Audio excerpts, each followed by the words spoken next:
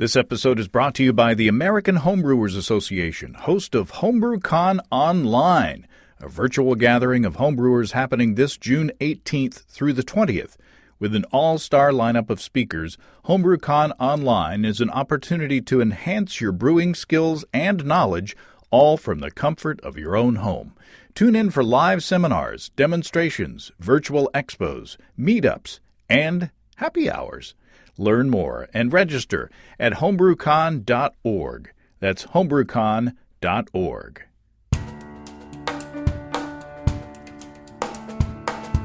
Welcome to Basic Brewing Radio for Thursday, May 14th, 2020. I'm James Spencer. Here at Basic Brewing Radio, we're all about home brewing. This week, Jonathan Ettlie from National Chemicals talks about a set of principles of cleaning to give you a good start for sanitizing your gear.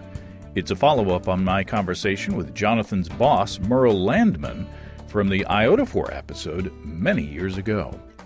If you go to basicbrewing.com, you can find archives of our audio and video shows, and if you go to basicbrewingshop.com, you can find our DVDs, our brewers' logbooks, and other basic brewing gear. I just got a brand new shipment of new logbooks. It's the same logbook, just more copies. So you guys keep buying them, so I keep getting them in stock. So check them out at basicbrewingshop.com. You can follow me on Twitter and Instagram at Basic Brewing and find our show page on Facebook as well. We have a cool Basic Brewing app on iTunes and Amazon.com, and we're found all over the place where fine podcasts are served up. If you want to support us financially, check out patreon.com/Basic Brewing. And thanks to everybody who's helping out in that way. If you go to patreon.com/Basic Brewing, you can see a long list of stuff that you can access if you sign up as a supporter. This past Monday, I released to the public our Basic Brewing video episode featuring my brown ale. But that's old news to financial supporters because you saw that last week, along with bonus content and the recipe as well. And thanks to everybody who's part of the supporting team. You may have seen on Twitter and Instagram that I did something like a small batch Captinus using brew in a bag a few days ago. I used 2 pounds of Pilsner malt in a 1-gallon batch, or at least I intended it to be a 1-gallon batch. It came out a little less than that. I mashed as normal and then pulled my grain out and put it into a bread pan, roasting it for 3 hours at 375 degrees Fahrenheit or 190 C. And the top did get nice and brown, although the inside grain was not as toasty as I wanted or expected. I don't think I got as much caramelization as if I'd left more sugars in there. Anyway, the wort did darken when I put the grains back in the kettle, and I did a 30-minute boil with wort, with hops, while the grains were baking, instead of doing the hop tea with water. Anyway, this is far from what Lars Maria Skarshol described as a traditional technique, but it'll be fun to see what happens. And I did shoot video, so look for that on a future Basic Brewing video episode. Pass or fail, we'll do a show on it. Let's talk about our friends and sponsors at Imperial Organic Yeast. You know we love Imperial. They're the only certified organic yeast company. They have the highest pitch rate of any liquid yeast, 200 billion cells in those handy, easy-to-open packages. My stir plate is dusty because I don't make starters anymore for moderate gravity 5-gallon batches. And I've heard from several brewers with excellent Imperial stories, including JM on Patreon. JM says, I ordered a beer kit from the local brew shop and had them ship it to my house. It arrived on March 25th, but I didn't get around to brewing it until April 10th. Imagine my disappointment when I opened it up and discovered it had a liquid yeast packet from Imperial Dieter, that had been sitting at 70 degrees in my house the whole time, unrefrigerated. JM says, I made the batch with the yeast, but didn't expect it to work. Surprise, surprise, the next morning it was bubbling, slowly but steadily. 2 days later, it had all but stopped, and after 4 days, I got nervous and took a gravity reading. It came in at 10:04, so it took a licking and kept on ticking. Thanks for that story, JM. Now, I'm sure Imperial would not endorse this handling of their product.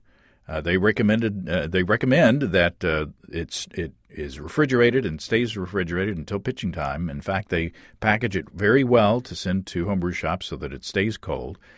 But their recommended shelf life is now 4 months when handled properly. So, again, we love Imperial Organic Yeast. Check them out at imperialyeast.com and ask for them at your local homebrew store, Imperial Organic Yeast.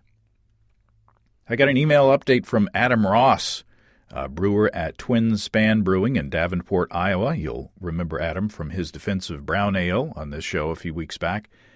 Adam says, we quietly opened our brewery yesterday, quietly in that we don't have a sign up on the building yet and construction isn't entirely finished, but we hung up a banner and made a post on Facebook that folks should stop by for to-go orders of food and beer. Adam says we'll have a proper opening once lockdowns are lifted, all things considered. We have a decent number of customers yesterday, and feedback has been mostly positive. Adam says of the 5 beers we had on tap, the brown, I've named Bambuco, and Adam sent a picture of it. It's a beautiful beer. It was third in sales for the day. The direct feedback from customers was that they really liked it. I think it was a bit undercarbonated even for English palates, so I've been slowly bumping up the kegs. We're still figuring out our CO2. Adam says the reviews are still coming in, but I think it was popular enough we'll brew a full 15 barrels of it in the future. Well, that's excellent, Adam. Congratulations to you and everybody up at Twin Span in Davenport, and continued success with your opening in these weird times. There's another opening going on. Our friends and sponsors Desiree and Dave at High Gravity in Tulsa and Pippin's Tap Room have decided to reopen their doors to customers this Friday. They've been doing, delivery and curbside. They're asking for the safety of everyone who works there at the store that you do wear a mask, if at all possible. They're still doing curbside pickup for those who are more comfortable with that. More details can be found on High Gravity's Facebook page. And for the rest of us not in the Tulsa area, of course, highgravitybrew.com is always open. And when you go to highgravitybrew.com, you can check out the excellent Build Your Own Beer page, where a whole well-stocked homebrew store's worth of stuff is ready for the picking. The variety of ingredients on hand is astounding, and as you add stuff to your cart, your total remains visible at the bottom of the page, so you can keep track of stuff. And if you're able to upgrade your gear and have more time to brew nowadays, why don't you treat yourself with a new electric brewing system from highgravitybrew.com. They've got their own Warthog brand of controllers and turnkey systems, as well as other brands, too, from 5 gallons to 2 barrels in single, 2, and 3 vessel configurations. HighGravityBrew.com will take the pain out of propane. And if you use the code EBC75BB, that's EBC75BB, you'll get $75 off your electric gear purchase. And when you use that code, you let Desiree and Dave know where you heard about them. We love Desiree and Dave and the rest of the High Gravity family. Check them out at family-owned and operated highgravitybrew.com. Okay, a few weeks ago, I did a live happy hour Facebook chat with Kevin Welch up at Boom Island Brewing, whom you've heard on this show. Kevin brought up the topic of the iodophore episode that I did with Merle Landman of National Chemicals. I gave that show a re-listen, and Merle mentioned what he called the 7 principles of cleaning. And so I contacted Merle, and he put me in touch with Jonathan Ettlie, who has an updated set of cleaning principles to talk about. Jonathan Ettlie, welcome to Basic Brewing Radio. Hello. Pleasure to be here. Now, you've got some big shoes to fill because your boss, Merle Landman of National Chemicals, he came on the show 13 years ago. And that episode, talking about iodophore and sanitization, is one of, if not the most downloaded shows of this podcast. So, like I say, you've got some big shoes to fill. Let's set another record. There's a little rivalry now, an unofficial rivalry. Now, what's your role there at National? My official job title is Key Accounts Manager for Brewing and Beverage Systems. I manage 2 areas of business for National Chemicals. I manage our cleaning and sanitation business for home and craft brewing, and also for commercial beverage system cleaning applications. And Merle passed the baton to you because I was listening to the show that we did so long ago, and man, it holds up. Was really a good bunch of information there, and I would recommend if listeners haven't heard it that they should go out into the archives and find that. But during that conversation, Merle referenced what he called the 7 principles of cleaning. And so I emailed Merle here a few days ago and saying, hey, you want to come on and talk about that? Because we never really covered it. And so you've come on today to talk about sort of an updated version of that 7 principles of cleaning, because stuff's got to be clean before it can be sanitized, right? That's absolutely correct. Yeah, there's an old saying in the homebrew world that you can't sanitize dirt. So you do have to pay good attention to your cleaning principles as well. I've heard dirt substituted with other words, but yeah,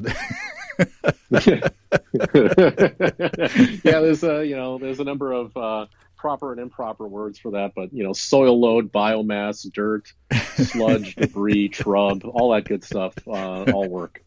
And this is a family show, so we won't go too far down the road. Yes. But I guess the first question I want to ask is, of course, we're in the midst of all this COVID-19, coronavirus pandemic, and people are concerned about cleaning and sanitizing. Can homebrew level sanitization products, are they effective in killing the virus? Let's just start there. That's an excellent question. And, one thing that, our particular listening market here with homebrewers, I always like to think that people that are brewing or making wine for a hobby have very good habits already on understanding the concepts of cleaning and sanitizing. I think people that are active in the hobby understand how to sanitize things, what needs to be sanitized, and that gives them a pretty good leg up on how to handle those things around their homes. And in particular, I think that's a level of safety that's really important to be paying attention to right now in the age of this virus, however how long this happens to last.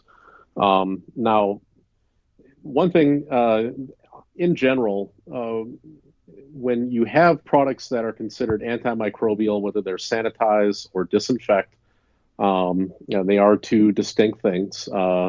Those products are all regulated by the EPA, the Environmental Protection Agency. The EPA guides and regulates how a product can be used, what it can be used on, what applications it can be used for, and sometimes down to the detail level of what it can specifically kill and how. We make a variety of antimicrobial sanitize and disinfect products here at National Chemicals. Some are based on chlorine, some are based on iodine, and some are based on quaternary ammonia, or QA for short. Our most common homebrew sanitizing and brewing sanitizing product is the BTF iodophor. BTF iodophor meets the general guidelines to be classified as a sanitizer with the EPA, and that means it will kill a couple standard cultures in 5 minutes or less to 99.9%. However, there are no specific disinfect or antiviral or antibacterial claims for specific cultures of BTF iodophor, even though iodine has been shown to kill a wide variety of viruses. We don't specifically, with our product, have specific guidance that it can be capable to kill this current human coronavirus that's out there. Now, on the other side of the coin, we do manufacture a product that does meet those guidelines, and that's the QA quaternary ammonia concentrated disinfectant and sanitizer. Our QA concentrate has received CDC and EPA guidance to disinfect hard non-porous surfaces and kill a wide variety of viruses, including human coronavirus. And by extension, these governmental bodies have allowed us to say that our QA product is effective on hard non-porous surfaces at disinfect strength to kill this coronavirus. Now, the only downside is that QA is not a sanitized product for brewing specific equipment. It's a wonderful product to have in your home or your business or your restaurant or your brewery to disinfect a variety of hard non-porous surfaces like stainless steel, glass, plastics, flooring, etc. I have been using it in my home when I work in the kitchen, say with raw meat, just to sanitize my equipment. Um, but now I'm using it at disinfect strength to spray around my house with a spray bottle, like my kitchen counters, my kitchen faucet handles, coffee tables, doorknobs, high traffic areas, refrigerator handles. And it's a product that's being picked up by a number of homebrew retailers in the industry right now, and it's pretty readily available if you're shopping for homebrew supplies. But what effect would it have if you used this product on your brewing equipment? The worst downside is that quat is what's known as a cation detergent, and it's got a positive charge to it. And one of the downsides to that is specific in glassware. It leaves a residual film behind after it dries, which is great on hard, non-porous surfaces because it has a long-lasting antimicrobial action. But it is a drawback on sanitizing brewing equipment and glassware. That film that it leaves behind destroys foam and head retentive properties in beer. So it's not something that would harm you physically or otherwise. It's more so a negative downside on the beer you're trying to make. So better for your doorknobs and not necessarily for your draft equipment. Correct. Yep. Just like any number of things, there's different tools to do different jobs. I wouldn't necessarily spray down my household with BTF iodophor for a variety of reasons. Just like I wouldn't necessarily sanitize my beer glassware or carboys with QA. There's different tools for different jobs. Well, the good news I hear is that just plain soap is good at breaking down the cell structure of the virus.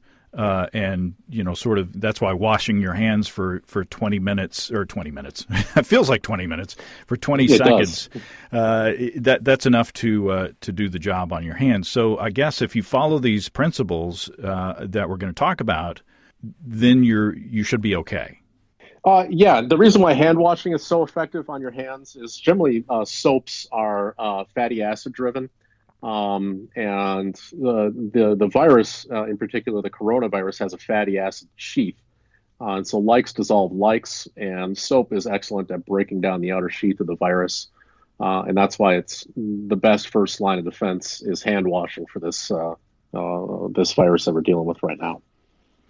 So let's talk about, and these principles of cleaning can be useful for, like you said, cleaning your meat, your counter after you've had raw meat, to brewing, beer and making sure that you don't get cross contamination from one batch to another. These principles are well used in many areas of life. Yes. And like a number of other things, it comes with a handy acronym. Merle previously mentioned the 7 principles of cleaning. There's now kind of an 8-faceted concept that's out there. It's called TACT WINS, TACT WINS, WINS. And broken down, those all stand for time, action, concentration, temperature, water, individual, nature, and surface. And this guidance comes from the food processing industry, where naturally cleanliness and sanitizing are paramount to protect our food supply chain. So we can break down this acronym letter by letter and kind of explore this concept chunk at a time. And speaking of time, the first letter is T for time. So in time in this instance, a lot of it, the time referenced is how much time it takes to clean the surface. Time can also be applied to contact time for sanitizing and disinfecting as well. Time refers to how long it takes to clean a surface, whether it's a couple minutes or 30 minutes or an hour or an overnight soak. It also refers to how quickly you want to clean a surface. I mean, I know some brewers that tend to leave their mash tun for a couple of days and not clean it out. In that situation, time is working against you because you're actually making a bigger job for yourself than cleaning something in a timely fashion right after you get it dirty. So that's a variety of considerations for the time component there. Yeah, I worked for a giant food company once upon a time, a long time ago, in a galaxy far, far away. It seems like, and I was sitting in on a presentation from the QA lab, and they were talking about the effectiveness of just cleaning hands. And so that what they did was they swabbed a hand that hadn't been washed in a while, a few hours. And they, streaked that on a Petri dish, and then they did just, what would be a cursory, just a rinse, of your hands just as you're leaving the bathroom and you're in a hurry, and they streaked that hand, and then they did another one that was with, thorough hand washing techniques that take a little extra time. And it was amazing the difference of the growth cultures on those Petri dishes. Even if you wash your hands just for a little bit, it does make a difference, but it doesn't make as big a difference as if you did a thorough, hand washing technique. So that amazed me. It is amazing, isn't it? And one thing I always like to reference, I've always been a huge fan of the guys at Mythbusters. I know they did a couple of good episodes on hand washing and germ transmission and how sneezing and virus particles and germs transmit through air and human-to-human contact. Those are great things to look up and watch, especially as we consider the concept of social distancing and isolating right now as we're dealing with this virus that's out there. Yeah, after you watch that episode, you'll be wanting to be 16 feet instead of 6 feet away from everybody else. No kidding. Yep. So the next letter is A for action. Yep, A is action, and in homebrew cleaning, a lot of that refers to mechanical action. You've got a cleaner, but in combination with the cleaner, what makes the process effective is action. Different types of action are, scrubbing with a non-abrasive scrubby pad, or a carboy brush, or a bottle brush, or using a recirculating keg washer or carboy washer system. Those are all different methods of action to get the cleaner in contact with the soil load to disperse it as rapidly as possible. And it's the same principle with washing your hands. You see the directions, online of how you're supposed to move your fingers all over the hands, and wash your thumbs and your fingertips and all. You've got to actually create some action on those surfaces. And just like you said, with a bottle brush or a brush, if you clean a carboy and just slosh the water around, I've done. I used to do that in the past, and then I would hold the carboy up to the light and see that it wasn't nearly as clean as I thought it was. And then I had to go back and wash with the brush and actually get some physical action to scrub those particles off. Yep.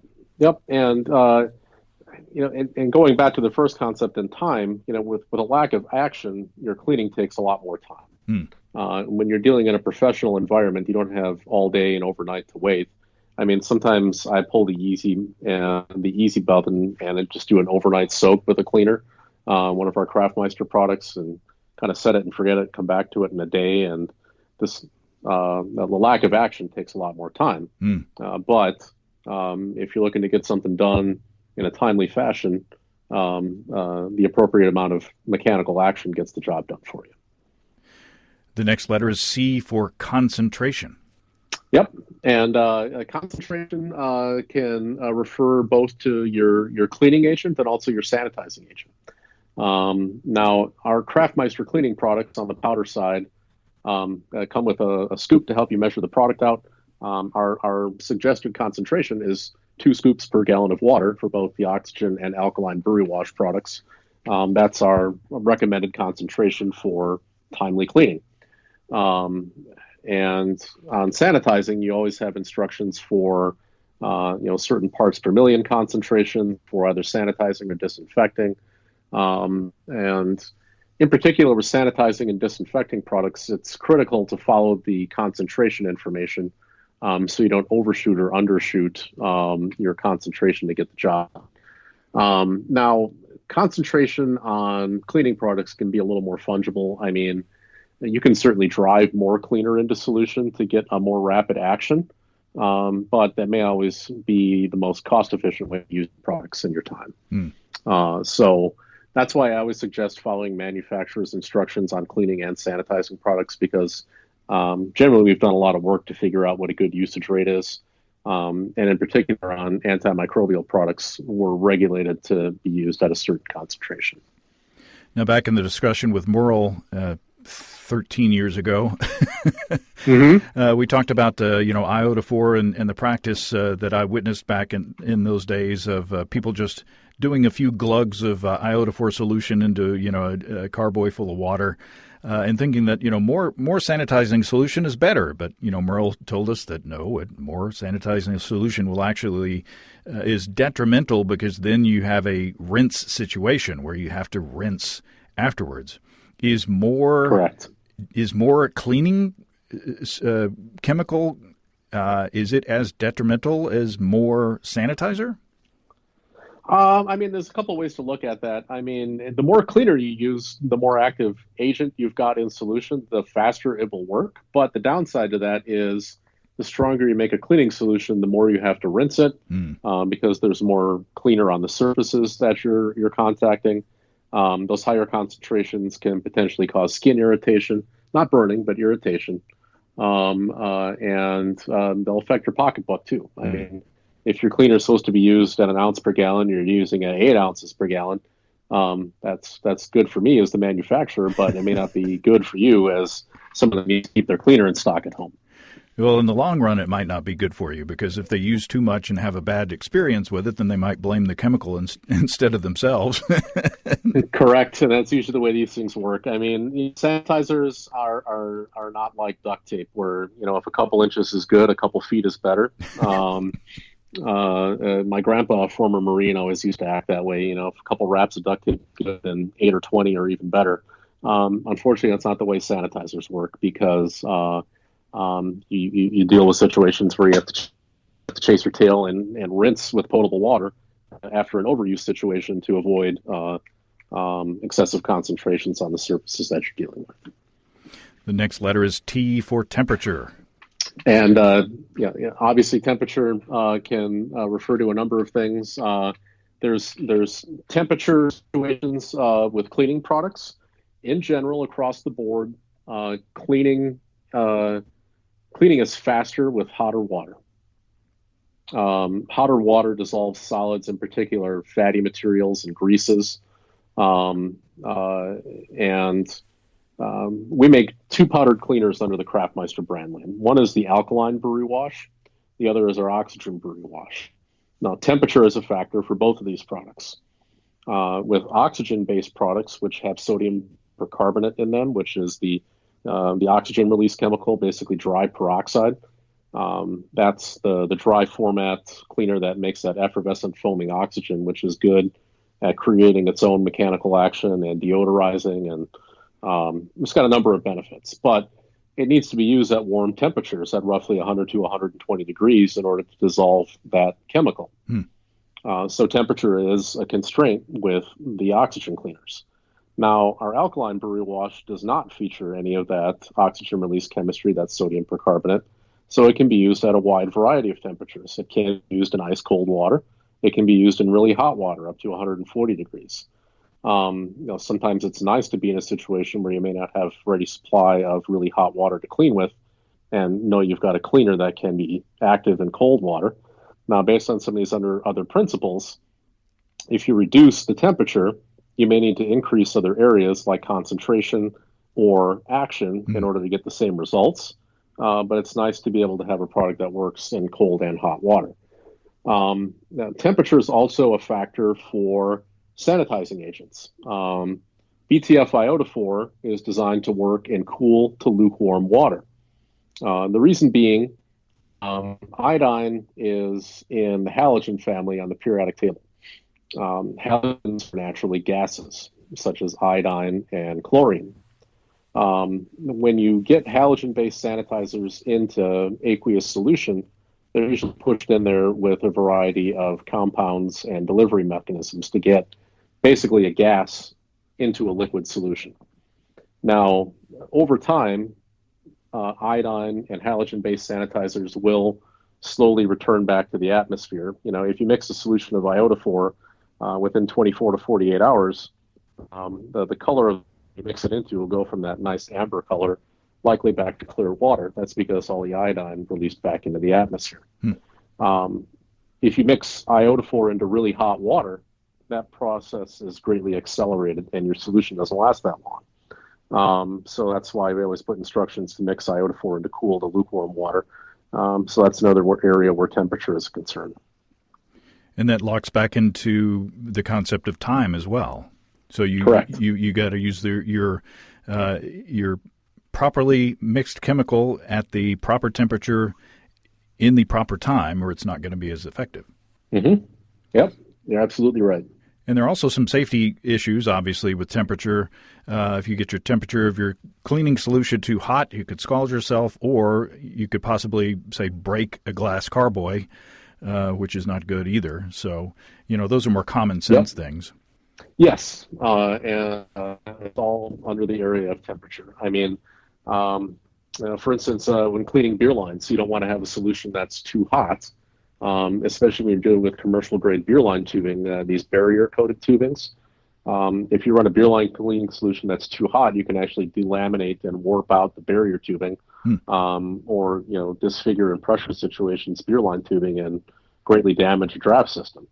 And that's another area where temperature is certainly a concern too. Speaking of draft lines, this kind of goes back into some of the previous content. It had been a while since I had cleaned the dip tube of one of my kegs, and I'd noticed that the vinyl hose. It had been a while since I had changed that keg out, and so the vinyl hose, had some sort of deposits, of either hop debris or protein or something in there, and so I used some of your brewery line cleaner, and I was amazed. What I mixed up a little bit of it and put it in the keg, and then filled the dip tube and the line to the tap with the cleaning solution, and let it sit for 5 minutes or 10 minutes. And then came back and pushed the button again, and boy, the junk that came out of I thought my stuff was clean. Yeah, our BLC really does a number, and the reason being is that that's a very powerful clean. Unlike some of the powder cleaners I was just talking about, BLC, beverage system cleaner, is actually an alkaline caustic base. That's potassium hydroxide. That's the reason why it's so incredibly effective at cleaning beverage systems, because caustics are incredibly effective cleaners. They're not terribly safe, but they're very effective. And it's amazing the difference you would notice if you cleaned your beer lines with our non-caustic alkaline powder, like alkaline brewery wash, but then did another cleaning cycle with BLC. You would notice a tremendous difference in the amount of material and junk that gets pushed out of that system. Yeah, I just went through and squirted a bit, to purge the line, and waited another 10 minutes, and then just repeated that process until the fluid ran clear. But that's a step that I've added every time I change out my kegs now. I do a little purging of a little bit, and it just takes like a quart of the solution to do it. But it doesn't take much, and I think that's a good practice. I mean, in the commercial world, the best guidance is beverage systems should be cleaned every 2 weeks or 14 days, twice a month, whatever it breaks down to. For the homebrew world, I mean, you're really on your own. I mean, the cleaner your system, the cleaner your draft lines, the better your beer is going to taste. And so the better job you do of it, the better your beer is going to taste. But I know a lot of people that as a good rule of thumb that every time they kick a keg, they'll go through and clean their beer lines, whether it's the one that's being transitioned into or their entire system. And that can vary from how active every individual is from drinking out of their system. So But I think a good rule of thumb is you should think about cleaning your beer lines every other week, if not once a month, if you're drinking pretty frequently out of a homemade kegerator. The next letter is W for water. Water is everywhere. I mean, water is considered the universal solvent. All cleaning agents are dissolved in water. All sanitizing agents are dissolved in water. Water itself is used as the first step in the cleaning process to pre-rinse all your dirty equipment. There's the classic three-stage wash, rinse, and sanitize. I also like to throw a fourth in there, the pre-rinse. Whenever you clean let's say you're transferring a beer from a primary to a secondary fermenter, and you've got all that yeast cake on the bottom of your primary, housing ring on the top of it. I don't know a lot of people that just go ahead and dump a bunch of water and cleaner in that without rinsing out a bunch of the crud that's in there. That's pre-rinse with water before you start applying your cleaner. Now, there are surfactant agents in cleaners. The way to think of surfactants is that they make the water wetter in attaching to the soil load, basically. No cleaner can be effectively delivered without the water. There's other conditions to consider with your water, whether it's hard water, whether it's soft water, whether it's hot water or cold water, and also potentially the pH of the water that you're dealing with. Water does a number of interesting things. I mean, you can have non-filtered municipal tap water, you can have well water, you can have reverse osmosis water, filtered water, deionized water, distilled water, just because water is a solvent, it dissolves a number of other secondary chemicals and ions and compounds. Now, one thing I think that goes under the radar is your water quality and its interaction with your cleaner. Anyone that's cleaned homebrew equipment with OxyClean or its generic derivatives laundry detergent may notice a conspicuous white hazy film left behind on equipment. One reason for that is that, well, those are supposed to be for laundry, not necessarily for brewing equipment. But also, when you dissolve sodium percarbonate in water, you create free carbonate ions. Free carbonate ions can bind up with metal ions such as calcium or magnesium and precipitate a chalky film on the inside of your gear. Now, for brewing equipment, that's definitely not something you want to have happen because you're creating a secondary soil load that can harbor microbes if not effectively removed. So with our oxygen cleaners, and this goes for our oxygen brewery wash or our tablet-based products, we actually blend in what are called sequestration agents into our oxygen release chemistry that basically trap that hard water scale in the water as opposed to leaving it on the inside of your gear so that you have a free rinsing surface that's ready to be sanitized, basically. And we also talked about water temperature for sanitizers. One thing, water hardness and pH can affect how your sanitizer handles. Acid-based sanitizers that require low pH may or may not be effective in alkaline pH water or high hardness water because of the acid delivery mechanism. BTF iodophor. National Chemicals is based in the Winona, Minnesota area, right on the Mississippi River. It's an area loaded with calcium carbonate from all the areas surrounding the Mississippi River. It's a very hard water area. The nice thing about iodophor is it is friendly in both soft water and hard water because it doesn't require an acid pH to be effective. There are certain limitations to that. We've run into situations where people have really alkaline pH municipal waters, and it's pretty rare. If you get into a situation where the tap water you're pulling has pH over 9, you may have some problems mixing a stable iodophor solution. And in those situations, you should turn to a filtered or deionized water or reverse osmosis water to get a stable sanitizer solution. So water drives the whole process. And you referred to this earlier when you delay cleaning your equipment, it's going to cost you time later on. It's my practice as soon as I use a vinyl hose, or as soon as I use like an auto siphon, or as soon as I pour a beer out of a bottle or a growler, I will rinse with hot water immediately to get the soil load, as you say, out, while it's still easily dissolvable. And if you you let a hose sit around for a day, sometimes you might as well just throw that hose away because it's just there's just so much gunk in there. But in using hot water or using water, immediately, you can save yourself a lot of work later on. Yeah, doing that pre-rinse immediately, I think, is a great tactic. I also used to be a professional cook for a decade before I worked into the homebrew industry, and I've gone through safe food handling and training, and whenever I cook, or used to cook professionally and also cook at home now, it's much, much easier to clean your mess immediately as you go, as opposed to letting it sit there for a day or a two or a week. How much of a drag it is on your food if you didn't clean out your mash tun last time or your kettle last time, or you want a keg of beer and your kegs are all dirty, and you got to go through and do all that work just to do the job that you want to do to have fun. And that's why I think timely cleaning with either a pre-rinse or cleaning right away, stuff is so much easier to clean right away.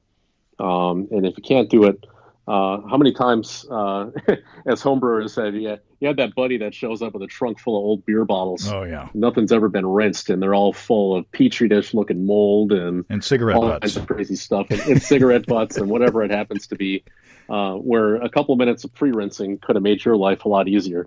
I've actually had a couple of situations where I've just thrown those bottles out because I didn't want to waste all my time trying to clean them before I could rehab them. Yeah. The pre-rinse immediately is just a solid technique. Which may lead us into the next letter, which is I for individual. Yeah, and that's an interesting one to think of for home brewing in particular. I mean, the way to think about individual is who will be doing the cleaning. When you're dealing with a large-scale food processing plant, you generally have specific people that handle cleaning, whether it's the CIP cleaning or the janitorial staff. You have staffs and jobs, and everyone has a task, basically. Now, when you're a home brewer, that individual is generally you, unless you're brewing in a group. If you brew in a 3-person team, maybe you have one person assigned to a specific task on a regular basis. That's pretty much what that refers to. That one's hard to translate down to the home level from the professional level, but it's basically who's doing the job. I like to say if you like washing dishes, you'll love home brewing. That's right. N for nature. Yeah, nature. I mean, in these pandemic days, nature is your friend to get outside and getting out and about. But for cleaning, nature specifically refers to the nature of the soil. There's a variety of different soil loads in the food processing world, some of which translate down to brewing. There's fats and greases. There's proteins. There's mineral buildup. There's sugars. Complex carbohydrates. With the exception of fats and greases, all those are present in brewing. You've got proteins, water scale minerals,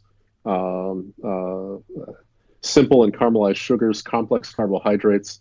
All that stuff comes from the brewing process, from spent yeast, from grain, from fermentation, from wort. It's the nature of the soil load, basically. Determining the nature of the soil load determines what kind of cleaner you want to use. Now, in general, alkaline pH cleaners are the tool of choice for breaking down and removing organic soil that's based on protein and sugar and carbohydrates.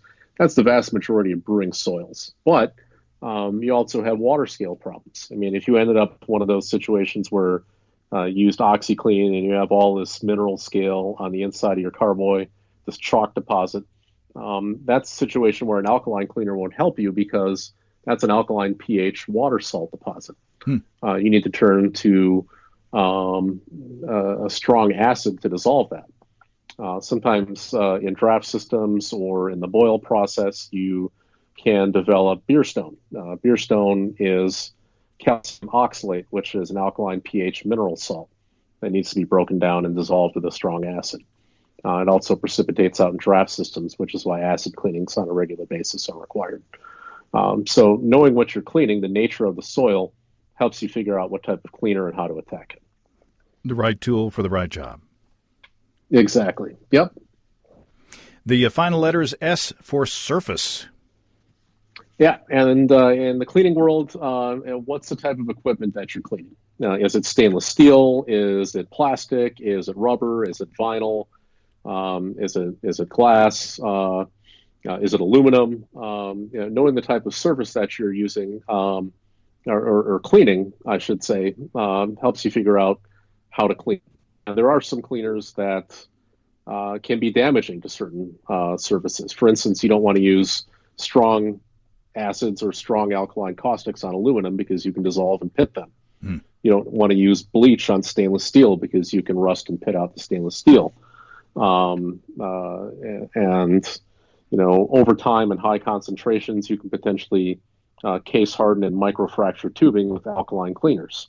So knowing what type of surface you're cleaning and the chemicals you're using on it are an important consideration. And the physical device that you use is too. If you used a stainless steel scrubby on your plastic brew pail, that probably wouldn't be good either. That's correct. That's why I always like to recommend the non-abrasive scrubby pads if you're going to use something like that. I mean, if you're going to clean out a food-grade plastic bucket, a nice soft wash rag that won't scratch the surface is much preferred. Yep. If you make deep scratches and gouges in your plastic carboys or buckets, those are areas that are ripe for bacterial and other contamination. You're saying wash rag. That's it. I thought that was just a Southern thing. Washcloth, towel, microfiber cloth, wash rag, the old rag on a stick, one of those kinds of things. This is a complete side story, but when my family and I were traveling to Los Angeles one time back in the mid-'70s, Dad, we needed washcloths for the room, and Dad asked at the desk for some wash rags for the room, and they were like, "Well, why? What do you need rags for your room?" No, I get it. I'm born and raised in Milwaukee, Wisconsin, and it's one of the few areas in the country where we ask, "Where's the bubbler?" Oh. Is that a water fountain? Is that a water fountain? Exactly, the water fountain for drinking. For some reason, very locally in the Milwaukee area or around Wisconsin, we say bubbler sometimes, and no one knows what you're talking about otherwise. I'm shocked. I don't know how I knew that, but it's I don't know the quadratic formula, but I know what a bubbler is. So. I'm surprised a lot of people don't. They hear that and they're like, "What are you talking about?" Well, listen, I think there's a ton of information that we've covered, and it's in some ways it's common sense, but then in other ways it's not, because if you're just used to doing things one way and you don't think about it, you may be doing it the wrong way. Yeah, and it's one thing I always encourage. I deal very specifically with sanitization, cleaning and sanitizing. Obviously I understand all the facets of the brewing and winemaking process because I've been in the hobby for so long, but I think it's important to not only when you get started, but also throughout your brewing career to sit down and think about your cleaning procedures, how they're working for you, what's working, what's not working. Are the products you're using working for you? Are they not working for you?